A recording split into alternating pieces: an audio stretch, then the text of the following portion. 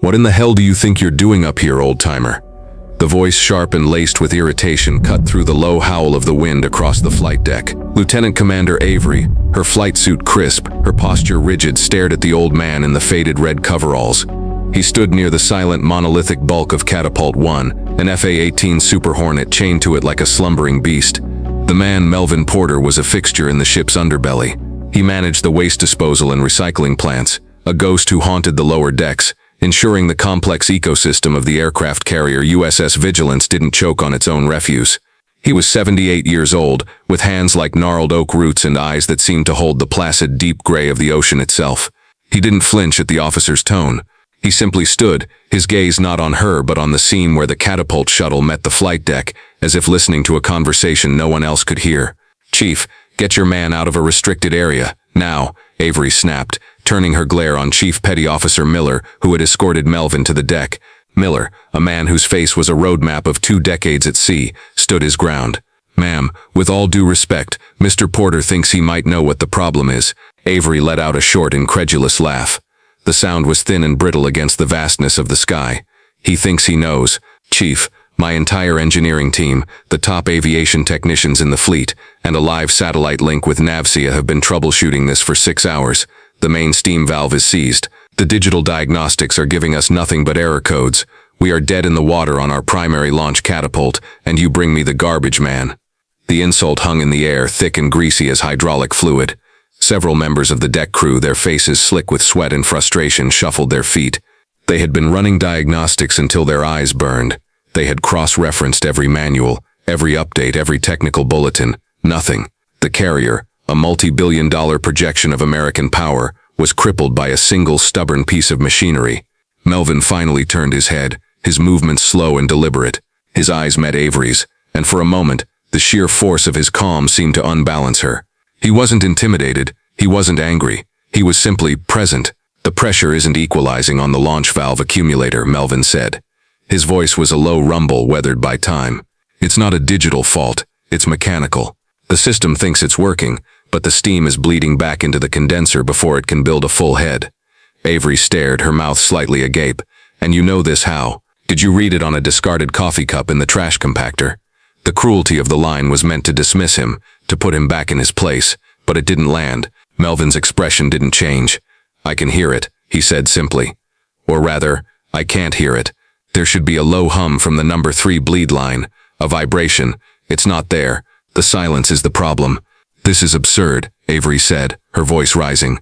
"I don't have time for sea stories and folk wisdom. We are in the middle of a critical readiness exercise. We have F-18s that need to fly. We have a schedule to keep. My career and the reputation of this ship is on the line." She took a step closer to Melvin, invading his space. "I need you to leave the flight deck. That is a direct order. Chief, escort him below." Chief Miller looked from Avery's furious face to Melvin's serene one. He felt a knot tighten in his gut. He had known Melvin for years, sharing an occasional coffee in the pre-dawn hours. He knew there was more to the old man than his humble job suggested. There were stories, whispers among the older chiefs of a time before digital systems, when men understood the souls of these steel beasts. "Ma'am," Miller tried again. "Just give him 5 minutes. What can it hurt?" "What it can hurt, Chief," Avery retorted, her voice dropping to a dangerous whisper, "is the chain of command. It hurts discipline. It makes a mockery of the technical expertise of my officers and sailors. Now remove him."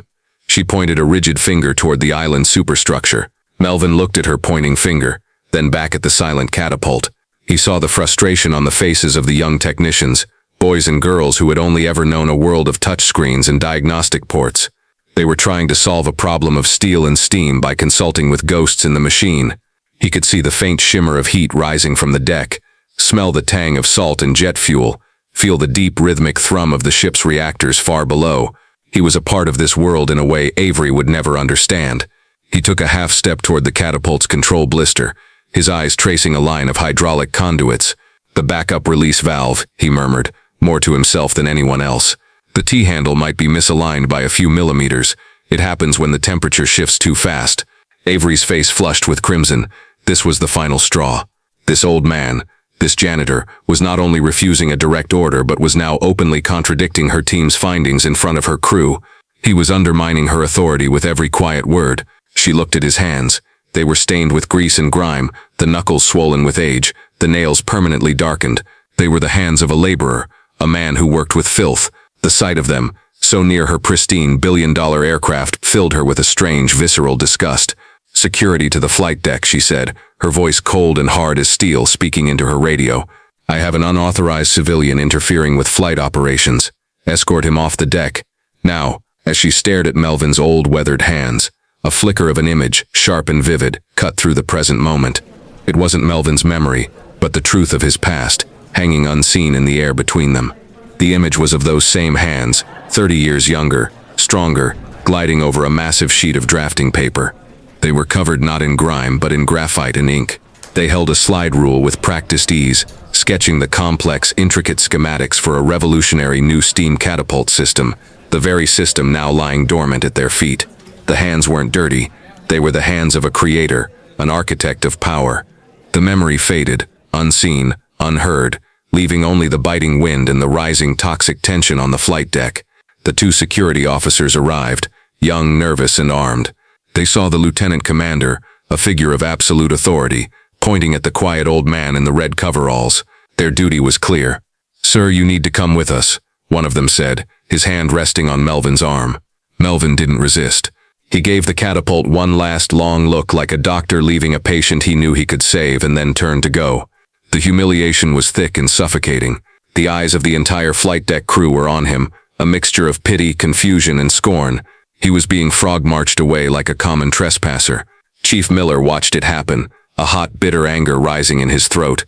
He saw Avery turn away, her back straight, already barking new orders at her beleaguered engineers. She had won. She had asserted her authority, and in doing so, Miller was certain she had doomed them all to failure. He couldn't stand it. He couldn't let it end this way. While all eyes were on the small, sad procession of Melvin and his security escort, Miller slipped away from the controlled chaos.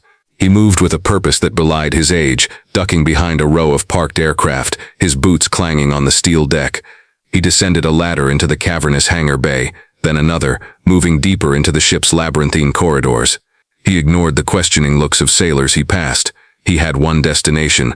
He arrived at a small, out-of-the-way communications annex, a place reserved for non-urgent back-channel comms. He knew the Master Chief on duty, an old friend. "I need to make a call, Gunner," Miller said, his voice tight.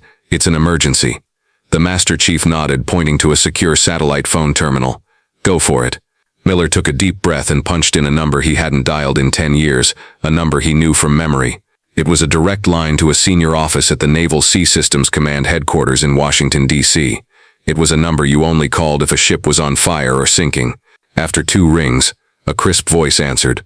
"Master Chief Petty Officer Stevens." "Gunner, it's Chief Miller on the Vigilance," Miller said, speaking fast. "Listen, I don't have time to explain. We've got a Category 1 failure on our main catapult. Been down for 6 hours. The engineers are stumped, but that's not why I'm calling. There's a man here, a civilian contractor. His name is Melvin Porter." There was a pause on the other end of the line. "Porter? Spell it. Porter. Melvin Porter."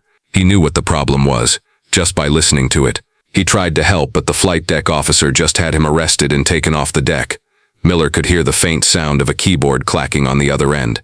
He waited, his heart pounding a frantic rhythm against his ribs. He had just gone over an officer's head, violated every rule in the book.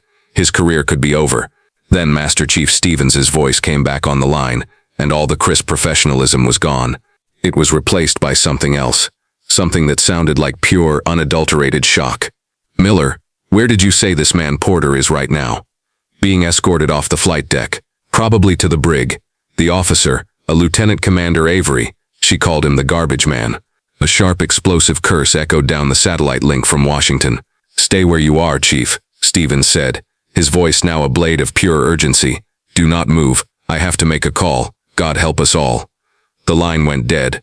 Inside a silent, climate-controlled office overlooking the Anacostia River, Master Chief Gunner Stevens stood frozen for a second before sprinting out of his cubicle.